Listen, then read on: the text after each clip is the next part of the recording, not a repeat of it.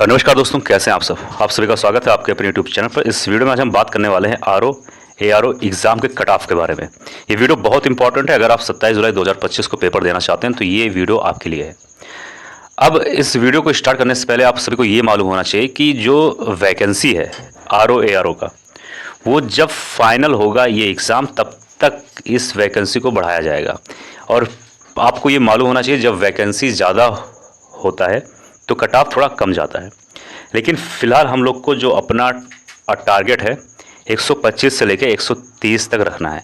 अब ये 125 से लेकर 30 तक ये टारगेट कैसे कंप्लीट होगा, आप कट ऑफ कैसे क्लियर कर सकते हैं, इसके बारे में हम लोग इस वीडियो में जानने वाले हैं। तो सबसे पहले आप सभी को ये तो मालूम ही होगा कि GS से 140 सवाल ARO में पूछे जाते हैं और हिंदी में 60 सवाल।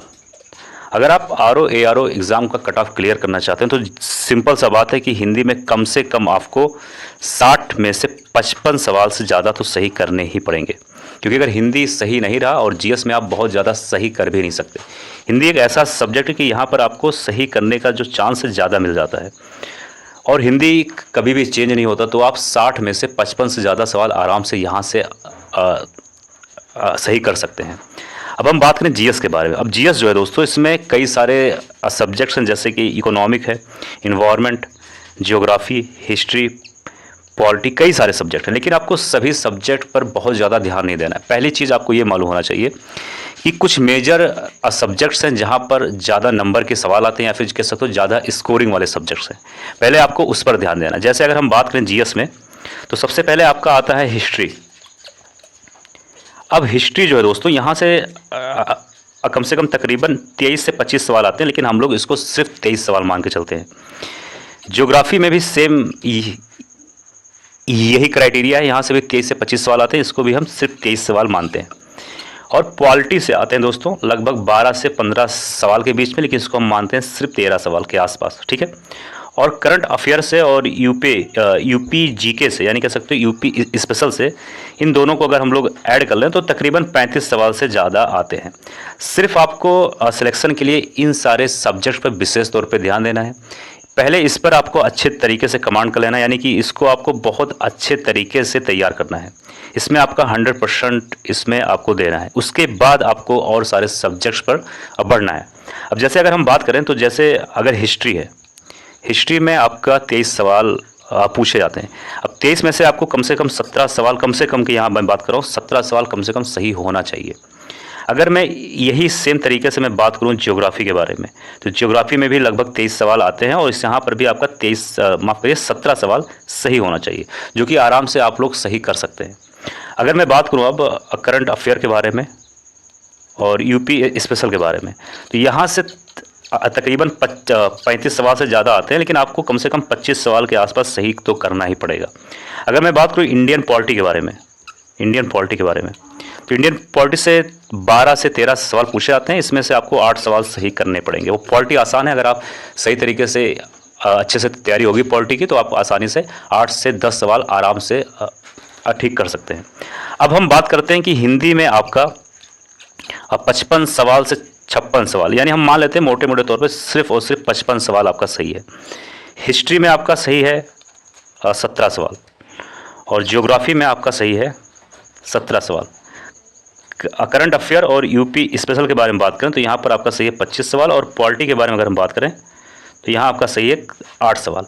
अगर हम इन सारे सब्जेक्ट्स को जोड़ लें तो आप यहाँ पर साफ साफ देख सकते हैं कि यहाँ पर आपका जो टोटल नंबर आएगा वो हो जाएगा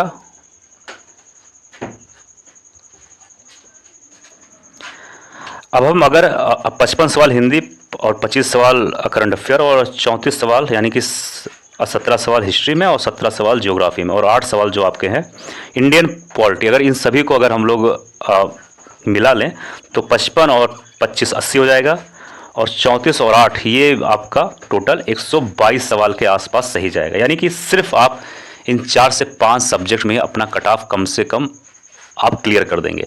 अब अभी भी आपके पास कई सारे सब्जेक्ट्स जैसे कि इन्वायरमेंट है, साइंस है, इकोनॉमिक है, ठीक है, और मिसलिनियस है, कई सारे अभी छोटे छोटे और भी कई सारे सब्जेक्ट्स हैं।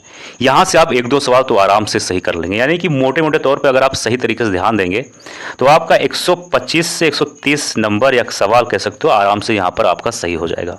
अब इसके लिए सबसे विशेष तौर पे ध्यान देना है कि हिंदी पर आपका बढ़िया कमांड होना चाहिए, क्योंकि हिंदी अगर सही नहीं रहा अब 55 या उससे ज़्यादा तो आपका कहीं ना कहीं सिलेक्शन होना बहुत दूर हो जाएगा।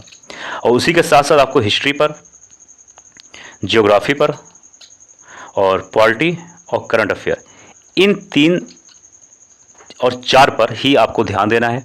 इससे ज़्यादा आपको कुछ भी पढ़ने की ज़रूरत नहीं है।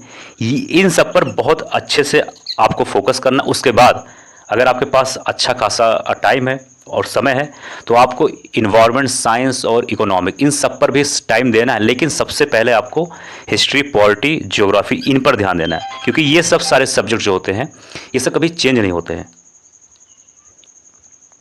आपको और सारे सब्जेक्ट्स पर ध्यान देना है, लेकिन सबसे पहले इस पर ध्यान देना है, क्योंकि ये मेजर सब्जेक्ट और इम्पॉर्टेंट सब्जेक्ट, क्योंकि ये सब सब्जेक्ट अगर आपका सही से तैयार नहीं रहा तो आप इन्वायरमेंट साइंस और इकोनॉमिक्स से सिलेक्शन नहीं ले पाएंगे। तो ये सब बेसिक चीज़ें हैं, क्योंकि ये सब कभी चेंज नहीं होता। ज्योग्राफी, पॉलिटी, हिस्ट्री ये सब वैसे के वैसे ही रहते हैं। साइंस में कुछ जो न्यूज़ आता है वो चेंज होता है, इकोनॉमिक हमेशा चेंज होता है। ये सब काफ़ी ज़्यादा डायनेमिक्स सब्जेक्ट्स हैं। इन्वायरमेंट भी थोड़ा बहुत चेंज होता है, लेकिन ज्योग्राफी, पॉलिटी और हिस्ट्री ये सारे सब्जेक्ट्स हैं जो हमेशा वैसे के वैसे ही रहते हैं, थोड़ा बहुत चेंज होता है। लेकिन करंट अफेयर्स सारे लोगों के लिए सेम ही होता है, तो वो तो आपको पढ़ना ही पड़ेगा। अब करंट अफेयर कहाँ से पढ़ना, देखो अगर आपका पेपर जुलाई में है जैसा कि 27 जुलाई को, तो इसके पीछे से ही पढ़ना है, यानी कि आपको स्टार्टिंग से नहीं पढ़ना है। पहले आपको जून से पढ़ना है, जून, मई, अप्रैल, मार्च, फेब, फिर जनवरी, फिर दिसंबर 2024, नवंबर 2024, अक्टूबर 2024, कम से कम आपको 10 महीने के आसपास का करंट अफेयर पढ़ना है, लेकिन पीछे से पढ़ना, ये ध्यान देना। अगर आप इस चीज़ को, रूल को अगर आप फॉलो करते हैं तो आराम से 125 से 30 सवाल या नंबर आराम से आरो यारो में आपका आ जाएगा। मिलते हैं अगले वीडियो में। जय हिंद, जय भारत।